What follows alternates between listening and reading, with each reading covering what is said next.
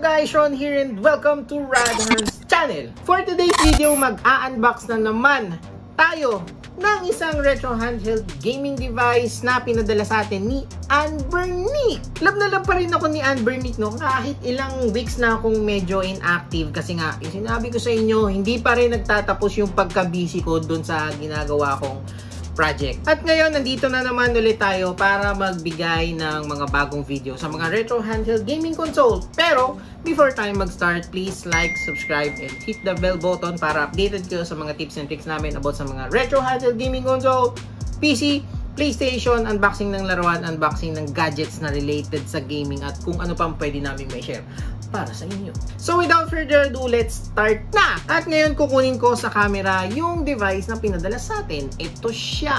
Ayan. Ito yung tinatawag na RG28XX ng Anbernic. Ayan. So dito sa harap, merong design or lining ng device. So ayan, may konting pa preview.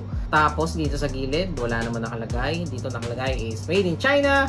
Sa kabila, wala rin. At dito sa kabila, yung mga available colorway ng device na to. Merong gray, merong transparent black, merong orange, at merong beige na white. Beige ba? Basa to? Beige. So, napaka-consistent talaga nila sa design ng box, no? Napaka-simple. Hindi kailangan magmalaki. Yan. Ito yung nagustuhan ko sa kanila. Yung packaging ng mga devices nila. So, ngayon, tinanong ako ni Anbernic kung anong kulay or anong colorway yung natitipuhan ko. At ang natipuhan ko is yung orange. Kaya ako naman napili yung orange dahil yung orange na colorway is parang Dragon Ball siya. Pakita ko sa inyo kung anong colorway ng Dragon Ball. Yan. Pareho dito sa orange. Mamaya may kita nyo kung bakit ko napili itong orange at nasabi kong para siyang Dragon Ball na colorway. So pagka-receive ko ng device na to, syempre in-unbox na namin at chinek kung nag-work siya. At ayun, nag-work naman siya. So ito, na-unbox na talaga namin to. Ayan. So pagbukas mo, katulad pa rin ng dati, andito yung device, pero mamaya na ulit. Ito na yung device. Tapos andito yung clamshell ulit, andito yung menu, at wala siyang libreng screen protector sa ngayon. Andito yung USB Type-C para may charge mo yung device. Balik na natin. So yun lang talaga yung laman niya. Ito na yung itsura niya. Diba? Para siyang Dragon Ball. Kulang na lang na color dito is black. Ayan, or blue. Ayan, para maging Dragon Ball siya.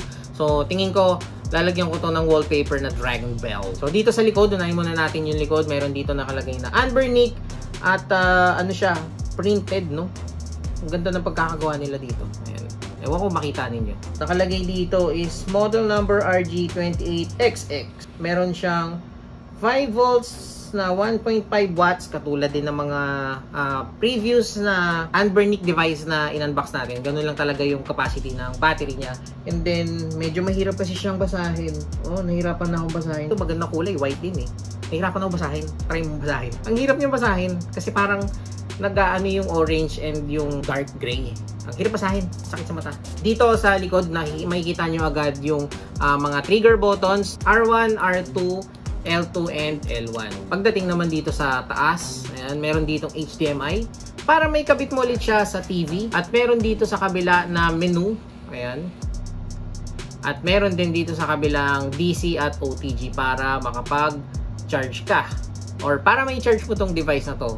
Sa kaliwang banda naman, nandito yung volume rocker na negative and positive. Ayan. Sa kabila naman, merong power and reset button. Sa baba naman, meron dalawang slot na pang TF1 internal.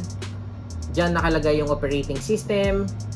At yung sa pangalawa is yung TF2 external kung saan nilalagay yung mga games lang. Meron din pala ditong headphone jack. Ayan. Para makapagsalang ka ng headphone, syempre. Kung mapapansin niyo walang laman tong TF2. Sa lahat naman ng device, walang laman na TF2. Puro TF1 lang na nandyan na kayong operating system and yung ibang game. So, tingnan natin kung ilan yung capacity nito. Uy, branded na. Ayan, 64 gig na Kyosha. Ito yung brand niya. Kyosha na 64 gig. Sana matibay-tibay na SD card naman itong pinadala. No? Sana matibay itong SD card na to at ito na yung gamitin para sa lahat ng devices para hindi agad-agad nasisira yung SD card. Tapos pakita ko din sa inyo guys bago to sa akin. Ngayon ko lang na-discover na ang pagsalang ng SD card dito sa device na to is pa ganito na. Nakaharap na yung SD card compared dun sa mga previous devices natin na nakatalikod. Ayan. So ngayon dito, pag ganito na siya. Ayan, paharap. So ngayon, sa harap naman tayo dumako. Andito naman yung directional pad. Nandito yung select and start. Sa kanang banda, nandito naman yung A, B, X, Y na buttons. At sa baba, sa baba naman yung speaker. So, ayun o, napaka-cute ng device na to. Kung hahawakan natin siya, ganito lang siya kalaki. Parang kasing laki lang ng palad. Ayan. Ganyan lang siya. Napaka-cute! Sa screen naman nito, meron siyang 2.83-inch IPS full viewing angle. OCA full lamination 640 by 480 yan. Maliit lang siya compared dun sa mga previous device like RG35XX na merong 3.5 inch. So ito na yung RG28XX. So napaka-cute na device. Parang ang sarap lagyan ng lanyard nito tapos isabit mo lang sa ano mo, sa leg mo. Tapos yan na. Napakagandang device. Kasyang-kasya siya sa bulsa mo. Ayan. Kasyang-kasya. Mas maliit pa siya sa cellphone. Ayan. Kasyang-kasya. Kasyang-kasya din dyan sa likod. Pero syempre, wag nyo dapat upuan yan. So ngayon, ang specs ng device na to, sa CPU niya, meron siyang H700 quad-core ARM Cortex 53 1.5 GHz frequency. Tapos sa GPU naman, meron siyang dual-core Mali G31 MP2. Sa RAM naman, meron siyang LPDDR4 1GB. Tapos yung storage niya is 64GB na pinakita ko sa inyo kanina. So kung mapapansin nyo, parehas na parehas sila ng specs ng RG35XX Plus ng H at yung 2024 na RG35XX. So ang pinagkaiba lang talaga nito is cute siya at maliit yung screen. Wala siyang analog button, wala siyang Wi-Fi, and wala siyang Bluetooth. So ngayon, i-compare ko siya sa RG35XX dahil pareho silang pa-horizontal. Ayan. Ganyan lang siya kaliit. Tapos, ayan. Ganyan lang siya kaliit. Napaka-cute guys. Napaka-cute. So kung mapapansin nyo, lahat dito pinaliit. Yung buttons niya A, B, X, and Y. Pati yung directional button, mas pinaliit din. Pati yung mga trigger buttons, pinaliit. Ayan, screen and yung overall size niya, pinaliit yan. Kumbaga, itong device na to is pinagsamang RG35XX and Plus. Kasi, katulad dito sa RG35XX Plus, wala siyang analog button. So, dito wala ring analog button.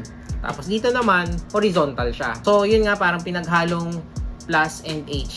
Mas pina-cute, mas pina-packetable. Ngayon, try na nating i-turn on tong device na to. Andito yung power button. 1, 2, 3, 4. Ayan, nag-turn on na siya. Unburning. Ayan. Ito na yung interface niya. Same sa RG35XX Plus and sa H na naman. Meron ditong game rooms, merong RA games o RetroArch games. Merong favorites, merong history, merong search, at merong app center. Bago to. Sa loob ng app center, merong music, merong video, merong ebook, file manager, and expert. At hindi ko alam kung para saan yung expert. Siguro para sa mga devs to. Ayokong buksan. Baka magkamali ako at hindi ko na maibalik sa dati. So, ayan. Back natin. Meron ditong settings din. Ayan. Ayan. Confirm na wala talaga siyang Bluetooth and Wi-Fi. Ito yung list ng mga emulators na nandito. Sa game rooms, merong PS1, Vertical Arcade, CPS1 game, CPS2, CPS3, Neo Geo, FB Neo, Mame, GBA, NES, SNES, SMS, MDC, Sega, Sega 32X game, GBC, GB, GPA, PCE, NGPC, GG, and WSC. Dito naman sa RetroArch games, merong PSP, OpenBoard, DC, PC, CPS1, CPS2, CPS3, Neo Geo, FB Neo, H-Brew, Mame, V-Arcade, Pico, Poke, Atari 2600, VB, GW, GBA, FC, SFC, MD, MDCD, Sega 32X, SMS, GG, GBC, GB, PCE, PCE, CD, NGPC, The WonderSwan, MSX, Atomic Wave, Naomi Ports, and app. So ngayon magta-try tayo ng isang game sa PSP. So ang nandito na medyo mataas ang graphics ay Tekken 5.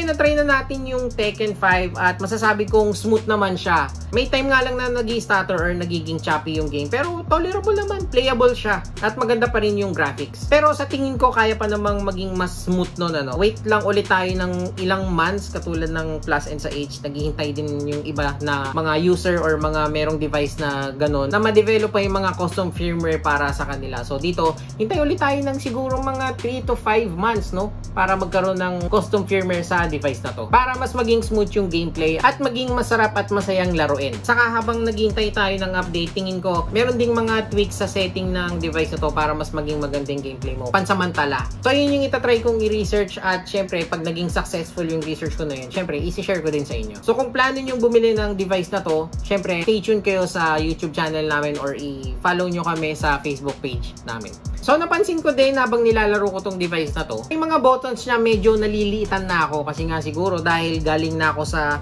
mga medyo malalaking device na to, naliitan na ako sa kanya. Parang yung, for example, dito sa ABXY na to, nasasagasaan ko na yung ibang button. Kung baga, pipress ko lang yung A, napipress ko din yung B. Ganun siya kaliit para sa akin. Tignan nyo naman yung daliri ko. Ayan. Sakop na niya lahat ng button. Siguro magiging useful yung pagsagasa ako ng ibang button kapag meron akong pinipindot na combo katulad sa Tekken. Ayun. Pwede mo siyang pindutin na lang ng ganyan. Pero mahirap talaga siya kung malaki yung kamay mo, no? Dito naman sa mga trigger buttons, okay naman siya para sa akin. Sa lakas naman ng speaker niya, bibigyan ko kayo ng sample kasi dito sa App Center, merong ditong music na app. So, tatry natin. Meron ditong isang music na Hotel California. Tapos, i-todo max natin yung volume. Ayun, no? Narinig. Mahina lang. Sobra.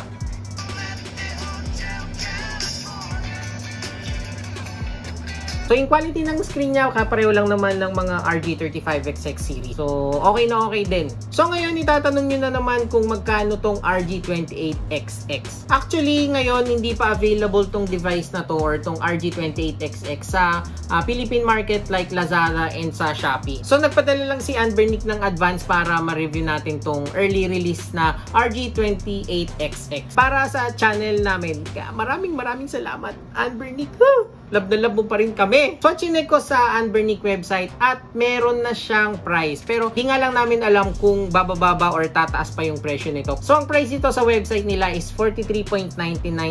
So, kung i-convert mo siya sa peso, ang price nito is 2,400 to 2,600 roughly. Hindi ko lang sure kung tataas pa siya or bababa pagdating sa Shopee and Lazada. Kasi alam mo na, mga shipping shit na yan, hindi natin alam kung madadagdagan pa ng ilang 100, 200, 300, not sure. Pero, check nyo kami sa Facebook namin at ipopost namin doon kung meron mang update si Anbernic about sa price nito pagdating sa Pilipinas. So, isang katanungan na naman ang iniisip nyo, at yan ay kung worth it bang bilhin si RG28XX? So, sa dinami-dami nating reviews na mga product ni Anbernic, kung mapapansin niyo na parang yung mga nire-release ng Anbernic is parang redundant na, paulit-ulit na lang, nagbabago na lang sila ng konting specs, nagbabago sila ng size katulad niya, nagbabago siya kung magiging horizontal ba siya or pa-vertical na handheld console. Pero masasabi ko na sa every device nila meron silang uniqueness. So for example, katulad nito, napaka-packetable niya na pwede mong dalhin kahit saan. Sabi ko nga sa inyo, pwede nyong lagyan ng lanyard to at isabit sa leeg ninyo. Napaka-travel friendly niya, no? Napaka-cute. Tapos pakita ko ulit sa inyo, kasyang-kasya siya sa pocket. Ayan. Tapos kung babae ka naman, pwede mo ilagay ito sa cleavage mo. Itago mo siya dyan, di ba? So meron din siyang added features like yung music niya and yung video niya. Pati yung ebook meron na din dyan. So yun yung advantages ng device na to. So kanya-kanya silang advantages. Like katulad nga ng RG35XX advantage niya, meron siyang analog, tapos pa horizontal siya. Tapos meron siyang Bluetooth and Wi-Fi. Tapos pagdating naman dito sa Plus, ang special feature naman dito is mukha siyang Game Boy na napaka-nostalgic. Tapos yung battery niya is, ayan, pwede mong matanggal yung pinaka-cover ng battery niya in case na masira at gusto mong palitan. 'Di ba? Magkakaiba sila. Kala lang natin pareho, pero may konting advantages at may konting differences. So, yun nga. Siguro, kaya dinadamihan nila yung mga ganitong klaseng model dahil naisip nila na kanya-kanyang preferences yung mga gamers. So, depende na lang sa inyo yun kung ano yung pipiliin nyo sa kanila. tingin ko tong device na to, perfect to para sa mga bata, lalo na sa mga anak ninyo. Ayan. Napakaliit lang, bagay na bagay sa kamay nila dahil maliliit pa yan. Pwede nyo ipahiram, di ba? Hindi masakit sa inyo na kapag ito nahulog nila, hindi sasama yung pakiramdam ninyo. Ayan. Pero sana syempre, alagaan din nila. Hindi katulad ng pag pinalaro mo yung RG556, pag nasira tipong magagalit ka, baka mapagalitan mo pa. Hindi katulad ng Steam Deck. Alam ko naman na hindi nyo kayang ipahiram yan sa mga anak nyo na maliliit or yung pamangkin nyo na napakakulit. So para matahimik sila, napaka-perfect ng device na to para pahiramin nyo sila. Ayan. So ang sagot ko sa katanungan na kung worth it pa ang RG28XX na bilhin, sasabihin ko sa inyo, napaka worth it ng device na to. Syempre magkakaiba tayo ng preferences and opinion. So i-comment nyo sa baba kung anong masasabi nyo sa RG28XX at kung ano yung saloobin nyo sa mga devices na lumalabas ngayon na halos magkakapareho pero may mga konting differences yan. Sabi ko nga sa inyo, depende yan sa preferences ninyo. At bago natin tapusin tong video na to, no, maraming salamat ulit Anbernic. So ayun, check nyo yung Shopee store nila. Ayan, pakita ko sa inyo. Lahat ng devices ng Anbernic andyan na, pati itong parating na RG28XX, sila lang ang unang magre-release nito. So kung gusto nyo mauna na makakuha nito, dyan kayo bibili. Sana nag-enjoy kayo sa video na to, and syempre don't forget to like, subscribe, and hit the bell button para updated kayo sa mga tips and tricks namin about sa mga retro handheld gaming console, PC, PlayStation, unboxing ng laruan, unboxing ng gadgets na related sa gaming, at kung ano pang pwede naming ma-share para sa inyo. Alam kong marami na akong utang na content sa inyo guys. Sobrang pasensya na. Napaka-busy namin. So, ayun lang guys. Sorry ulit. Abangan nyo na lang yung mga susunod naming videos. Nakalista na lahat yan. At ayun lang guys. Maraming salamat sa pag-intindi. Paalam.